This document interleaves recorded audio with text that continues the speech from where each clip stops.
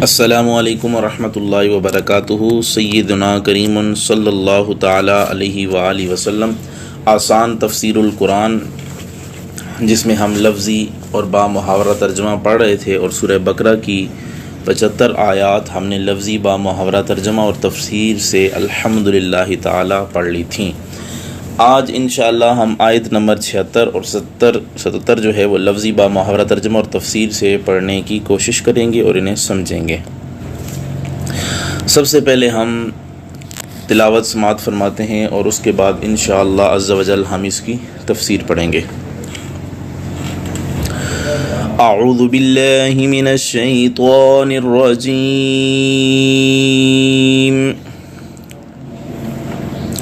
بسم اللہ الرحمن الرحیم۔ وَإِذَا لَقُوا الَّذِينَ آمَنُوا قَالُوا آمَنَّا وَإِذَا خَلَا بَعْضُهُمْ إِلَى بَعْضٍ قَالُوا أَتُحَدِّثُونَهُم بِمَا فَتَحَ اللَّهُ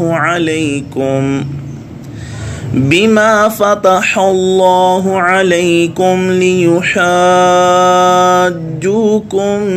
بِهِ عِندَ رَبِّكُمْ أَفَلَا تَعْقِلُونَ۔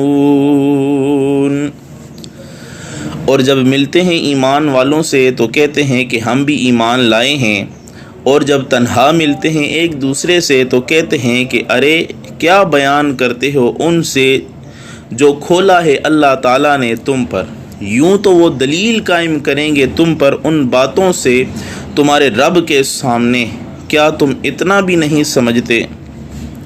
وَإِذَا اور جب لَقُوا ملتے ہیں الَّذِينَ آمنوا ایمان والوں سے، قالوا وہ کہتے ہیں آمنا ہم ایمان لے آئے، وَإِذَا اور جب خلا تنہا ہوتے ہیں بعضهم ان کے بعد الی بعض بعض کے پاس، قالوا تو کہتے ہیں اتحدثونہم کیا بیان کرتے ہو، بما جو فتح اللہ کھولا ہے اللہ نے، علیکم تم پر، لیحاجوکم تاکہ وہ دلیل قائم کریں تم پر، بھی اس کے ساتھ، عند سامنے، ربکم تمہارے رب کے سامنے، افلا تعقلون کیا تم اتنا بھی نہیں سمجھتے؟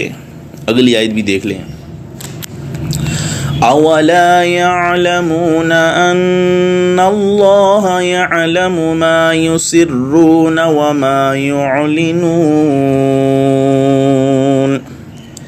کیا وہ یہ نہیں جانتے کہ اللہ جانتا ہے جو وہ چھپاتے ہیں اور جو وہ ظاہر کرتے ہیں؟ اوا کیا، لا يعلمون وہ نہیں جانتے، ان بے شک، اللہ تعالی، یعلم جانتا ہے، ما جو یسرون وہ چھپاتے ہیں، وما اور جو یعلنون وہ ظاہر کرتے ہیں۔ یہ دو آیات ہم نے پڑھ لیں۔ اب ان آیات کا پچھلی آیات سے کیا تعلق ہے، سب سے پہلے یہ جاننے کی کوشش کریں گے۔ اس آیت کا پچھلی آیتوں سے چند طرح سے تعلق ہے۔ پہلا تعلق، اس سے پہلے حضور علیہ الصلوۃ والسلام کے زمانے کے یہودیوں کا ایک عیب بیان کیا گیا، اب ان کا دوسرا جو ہے وہ عیب بیان کیا جا رہا ہے۔ دوسرا تعلق اس کا یہ ہے کہ پہلے بتایا گیا تھا کہ علماء یہود بذریعہ قلم لوگوں کو ایمان سے روکتے تھے، اب فرمایا جا رہا ہے کہ وہ زبانی بھی بہت روک تھام جو ہے وہ کیا کرتے تھے۔ تیسرا، اس سے پہلے ایک دلیل مسلمانوں کو یہودیوں سے مایوس کیا گیا کہ اب ایسی مایوسی کی دوسری جو ہے وہ دلیل بیان کی جا رہی ہے۔ پہلے بیان کیا جا رہا تھا کہ وہ کیا ایمان لائیں گے، ان کے بڑے جو ہے وہ اس قرآن کریم کو بدل دیا کرتے تھے، اب یہ دوسری مایوسی کی دلیل بیان کی جا رہی ہے کہ اے مسلمانوں، یہ خود تو کیا ایمان لائیں گے، ان کو تو یہ بھی گوارا نہیں ہے کہ ان کی جماعت کا کوئی آدمی حضور علیہ الصلوۃ والسلام کی زبانی تعریف بھی کر دے۔ چوتھا تعلق، پچھلی آیت سے شبہ پڑتا تھا کہ تحریف وغیرہ صرف علماء یہود کا کام ہے، ان کی جماعت کے عام لوگ ایسے خبیث نہیں، یہ تو ہمارے نبی صلی اللہ علیہ وسلم کی تعریف بھی کرتے ہیں۔ تو اب اس شبے کو دور کیا جا رہا ہے کہ اے مسلمانوں، ان کی ظاہری تعریف کو مت دیکھو، یہ تکیہ کرتے ہیں، نیز ان کی باغ دوڑ ان کے علماء کے ہی ہاتھ میں ہے، وہ ان کو تنہائی میں خوب ڈانٹتے بھی ہیں۔ اب ان دو آیات کا شان نزول یہ ہے کہ حضور نبی اکرم صلی اللہ تعالیٰ علیہ وآلہ وسلم کے زمانے میں کچھ یہودی صحابہ کرام رضوان اللہ تعالیٰ علیہم اجمعین سے ملتے تو کہتے تھے کہ ہم بھی اس طرح ایمان لے آئے ہیں جس طرح تم ایمان لے آئے ہو، تمہارے نبی سچے ہیں اور ان کا فرمان حق ہے، ان کی صفتیں تو تورات شریف میں موجود ہیں۔ ان لوگوں پر علماء یہود ملامت کرتے تھے، ان لوگوں کے لیے یہ آیت کریمہ جو ہے وہ بیان کی گئی ہے کہ تم لوگ ایسے نہ کیا کرو۔ اب اس کی تفسیر کی طرف چلتے ہیں۔ یہود میں سے کچھ لوگ منافقت سے ایمان لے کے آئے تھے، وہ مسلمانوں میں شامل ہو کر ان کے راز لینا چاہتے تھے، تو وہ بسا اوقات مسلمانوں کا اعتماد لینے کے لیے، ان کا بھروسہ حاصل کرنے کے لیے کہہ دیتے تھے کہ ہم نبی اکرم صلی اللہ تعالیٰ علیہ وآلہ وسلم کی شان میں جو آیات اتری ہیں یا آپ کی بشارت جو ہے وہ تو تورات میں لکھی ہوئی ہیں، مذکور ہیں۔ اور جب یہ منافق اپنی یہودی قوم کے سرداروں کے پاس جاتے تو وہ ان سے کہتے تھے کہ اے نامرادو، تمہیں مسلمانوں کی صفوں میں اس لیے بھیجا گیا تھا تاکہ تم ان کے راز حاصل کرو، اس لیے نہیں بھیجا گیا تھا کہ اپنے راز ان پر کھولو۔ تم انہیں دلیلیں مہیا کر رہے ہو تاکہ روز قیامت وہ اللہ کے ہاں تمہارے ہی منہ سے نکلے ہوئے الفاظ سے تم پر حجت پکڑ سکیں۔ کیا تمہارے پاس عقل نہیں ہے؟ اللہ نے اس کے جواب میں فرمایا کہ تم جو کچھ زبان سے کہتے ہو اور جو دلوں میں چھپاتے ہو اللہ کو سب معلوم ہے، اور ضروری نہیں کہ روز قیامت مسلمان اللہ کو بتائیں کہ یہود نے ہمیں یہ باتیں بتائی تھیں، تب اللہ کو پتہ چلے۔ اللہ کو پہلے سے ہی یاد رکھیں، سب کچھ معلوم ہے۔ گویا یہود کوشش کر رہے تھے کہ کسی طرح اللہ کو حقیقت سے بے خبر رکھا جائے۔ کیسے احمق تھے وہ یہود بے بہبود! حالانکہ اللہ تو وہ ہے کہ جو 14ویں رات یا وہ رات کہ جس میں بادل ہوں، سیاہ رات ہو اور سیاہ پہاڑ پر چلنے والی چینٹی کے قدم سے جو نشان پڑتے ہیں، جو آہٹ ہوتی ہے، وہ بھی خالق کائنات جو ہے وہ جانتا ہے۔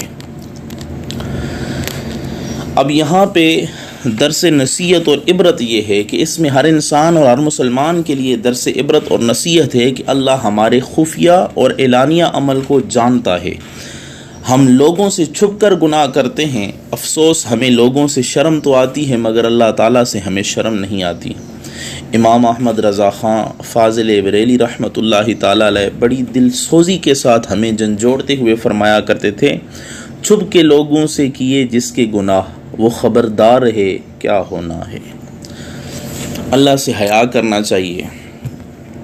ایک حیادار اور نیک شخص کا واقعہ بھی آپ کے سامنے سنانا چاہتا ہوں۔ ایک نیک شخص تھا، اس کو ایک عورت جو ہے بدکار عورت اپنی طرف مائل کرنے کی کوشش کیا کرتی تھی۔ اس نے کچھ سوچا، اسے کہا کہ ٹھیک ہے میں تمہاری بات مانتا ہوں لیکن میری شرط یہ ہے کہ میرے ساتھ چلو۔ اس نے کہا ٹھیک ہے۔ وہ اس کے ساتھ چل پڑی۔ وہ بڑے بازار میں درمیان میں کھڑا ہو کر اس کو کہنے لگا کہ تم مجھ سے کیا چاہتی ہو؟ وہ کہنے لگی کہ اے کم بخت، میں جو تم سے چاہتی ہوں یہاں سب کے سامنے نہیں ہو سکتا، میں تو تنہائی میں تم سے ملنا چاہتی تھی۔ اس نے کہا کہ تم جب لوگوں کے سامنے جو ہے وہ کام نہیں کر سکتی تو وہی کام تم ایک خالق کائنات کے سامنے کیسے کر سکتی ہو؟ تنہائی میں ہمیں اگر لوگ نہیں دیکھ رہے تو لوگوں کا رب، لوگوں کا خالق، لوگوں کو پالنے والا تو دیکھ رہا ہے۔ اس عورت پر اس کی بات اثر کر گئی، اس نے معافی مانگی اور اللہ کی بارگاہ میں توبہ کی اور وہ نیک بن گئی۔ تو ہمیں بھی اپنے معاملات میں یہ دیکھنا چاہیے کہ ہم لوگوں سے تو ڈرتے ہیں لیکن کیا لوگوں سے زیادہ ہم اللہ سے ڈرتے ہیں یا نہیں ڈرتے؟ اگر ہم لوگوں سے تو ڈرتے ہیں لیکن اللہ سے نہیں ڈرتے تو پھر ہم کس کی شان زیادہ کر رہے ہیں اور کس کی شان جو ہے وہ گھٹا رہے ہیں؟ اس میں خود ہی غور و فکر کرنا چاہیے۔ اب اس آیات سے ہمیں کیا فوائد حاصل ہوتے ہیں وہ جانتے ہیں۔ اس آیت سے چند فائدے حاصل ہوئے۔ پہلا فائدہ یہ ہے کہ مناظرہ کرنا، مقابل کی کتابوں کی خبر رکھنا ان کو الزامی جواب دینا یہ سنت انبیاء علیہم الصلاۃ والسلام ہے۔ اسی لیے تو علماء یہود تورات کی آیتیں چھپاتے تھے کہ مسلمان ہم کو الزامی جواب نہ دے سکیں۔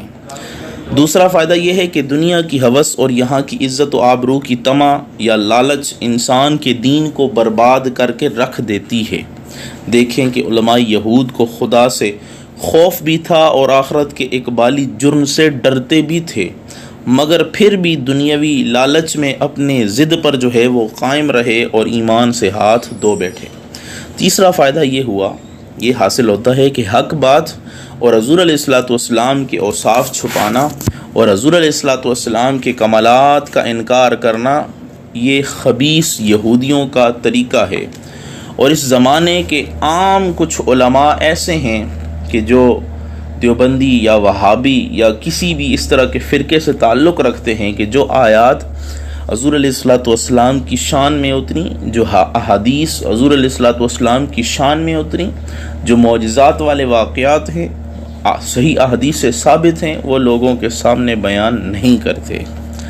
تو ایسے لوگ بھی جو ہے وہ یہودیوں کا طریقہ اپنائے ہوئے ہیں، ایسے لوگوں سے بھی بچنا چاہیے۔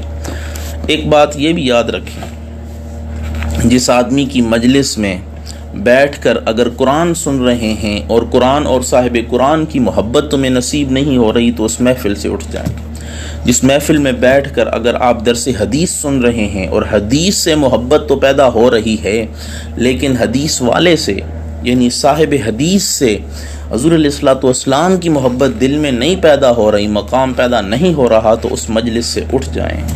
تو یہ بات بھی یاد رکھنے کی ہے۔ چوتھا فائدہ، بری نیت سے کتاب اللہ پڑھنا بھی حرام ہے بلکہ کفر ہے۔ دیکھیں علماء بنی اسرائیل حضور علیہ الصلوۃ والسلام کے اوصاف چھپانے کی نیت سے تورات پڑھا کرتے تھے اور ان کا یہ فعل جو ہے وہ کفر تھا۔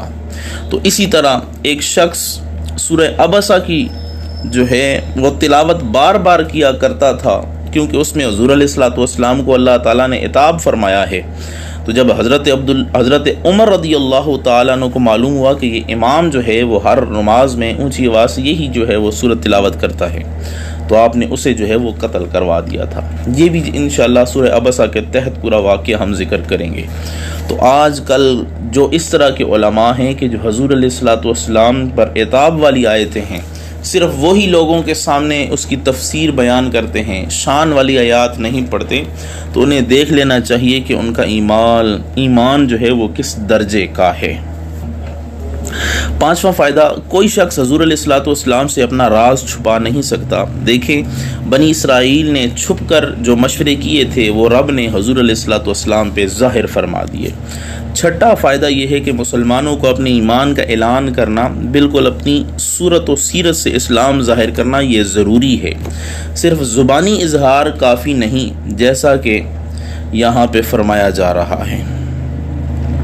اور ساتواں فائدہ، مسلمانوں کو کفار سے محبت، ان سے خلوتوں میں ملاقاتیں، قابل راز باتیں یہ ممنوع ہے کہ کفار اس طرح ان کو بہکانے لگیں گے، کیونکہ یہاں پہ خلا بعضہم اور بعضہم یہ فرمایا جا رہا ہے، تو اس کا مطلب یہ ہے کہ جو مسلمان ہیں انہیں چاہیے کہ اپنی خلوتیں جلوتیں صرف اللہ کی رضا کے لیے ہوں اور کسی کام کے لیے نہ ہوں، دنیا کے لیے نہ ہوں، اپنی خلوتیں جلوتیں صرف رب کائنات کے لیے۔ ان دو آیات سے ہمیں یہ چیزیں سیکھنے کو جو ہے وہ ملی ہیں۔ اللہ سے دعا ہے اللہ تعالی ہم سب کو یہ دو آیات صحیح طرح سمجھنے کی توفیق عطا فرمائے۔ آمین برحمتک یا ارحم الراحمین۔